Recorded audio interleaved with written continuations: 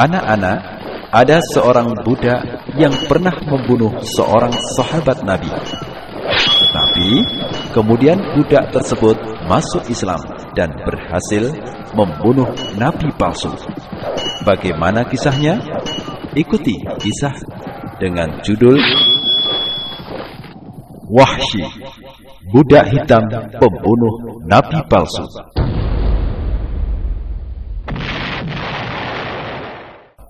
Anak-anakku sekalian, jadilah kalian anak yang pemberani dalam membela kebenaran. Ketika terjadi perang Badar, sehingga Allah Subhanahu wa taala Hamzah radhiyallahu anhu berhasil membunuh Tu'aimah bin Adi, pamannya Jubair bin Mut'im. Sedangkan Wahsy adalah budak Jubair bin Mut'im. Jubair berkata kepada Wahsy, "Jika engkau bisa membunuh Hamzah untuk membalas kematian pamanku, maka engkau merdeka." Kemudian, pada saat perang Uhud, Wahsy ikut keluar menuju peperangan. Setelah mereka berbaris siap berperang, keluarlah Sibak dari barisan pasukan kafir Quraisy. Sibak menantang pasukan muslimin untuk duel 1 lawan 1. Maka majulah Hamzah bin Abdul Muttalib menyambut tantangan Sibak. Kemudian mereka berdua mulai bertarung. Hamzah mendesak Sibak dan membunuhnya. Wahsy bersembunyi mengintai Hamzah di bawah sebuah batu besar. Ketika Hamzah mendekat, ia melemparkan tombaknya ke arah bagian dekat kemaluannya, sampai tombak itu keluar di antara kedua pangkal pahanya. Hamzah pun gugur. Kemudian pasukan Quraisy pulang ke Mekah, dan Wahsy ikut bersama mereka pulang ke Mekah. Dan Wahsy tinggal di Mekah dalam keadaan masih kafir, sampai kemudian Mekah ditaklukkan dan penduduknya masuk Islam, termasuk Wahsy. Kemudian Wahsy keluar ke Taif. Orang-orang Taif mengirim utusan kepada Rasulullah sallallahu alaihi wasallam, dan Wahsy ikut bersama rombongan utusan itu mendatangi Rasulullah sallallahu alaihi wasallam.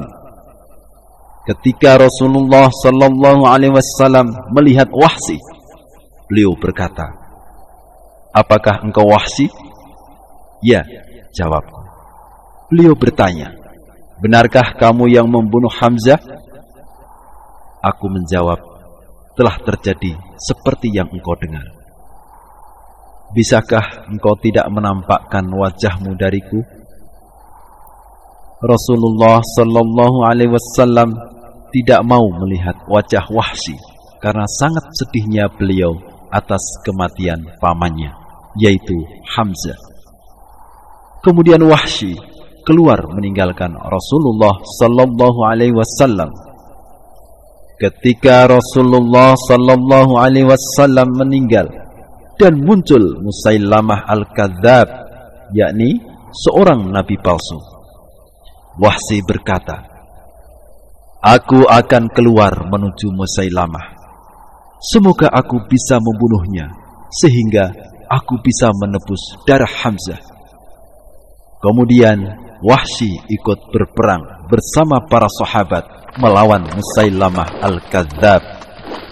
Setelah berjalan peperangan melawan nabi palsu itu, tiba-tiba Wahsy melihat ada seseorang yang berdiri di celah-celah tembok seperti seekor unta abu-abu, dan kepalanya beruban. Ternyata ia adalah Musailamah al-Kadzab. Maka Wahsy melempar tombak ke arah si nabi palsu itu, hingga tombak itu menusuk dadanya, tembus keluar dari punggungnya. Lalu seorang sahabat dari Ansor melompat ke arahnya dan menebas kepala si nabi palsu dengan pedang.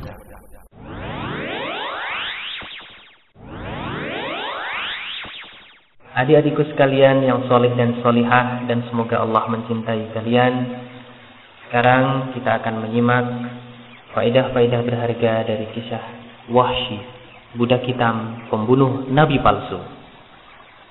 Adik-adikku sekalian, faedah pertama yang bisa kita ambil dari kisahnya Wahsy, di situ ada kewajiban untuk bertaubat kepada Allah dengan mengganti kesalahan-kesalahan kita di masa lalu dengan kebaikan-kebaikan.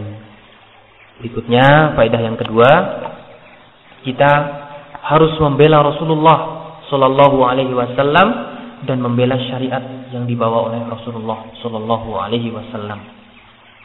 Kemudian, faedah yang ketiga, Allah Subhanahu Wa Taala pasti akan memenangkan orang-orang yang berperang di jalan Allah dan akan mengalahkan musuh-musuhnya.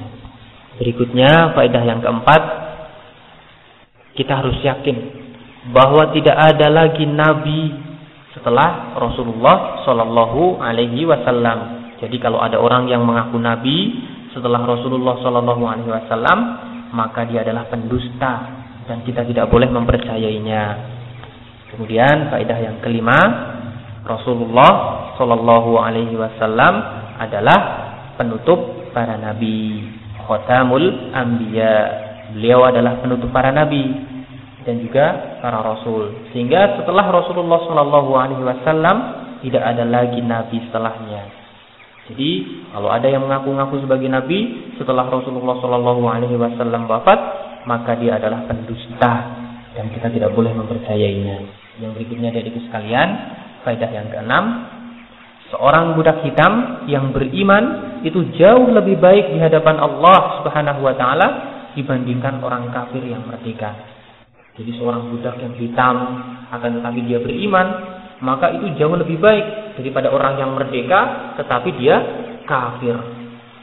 Inilah tadi adik-adikku sekalian, faedah-faedah berharga yang bisa kita ambil dari kisahnya Wahsy, budak hitam, pembunuh nabi palsu.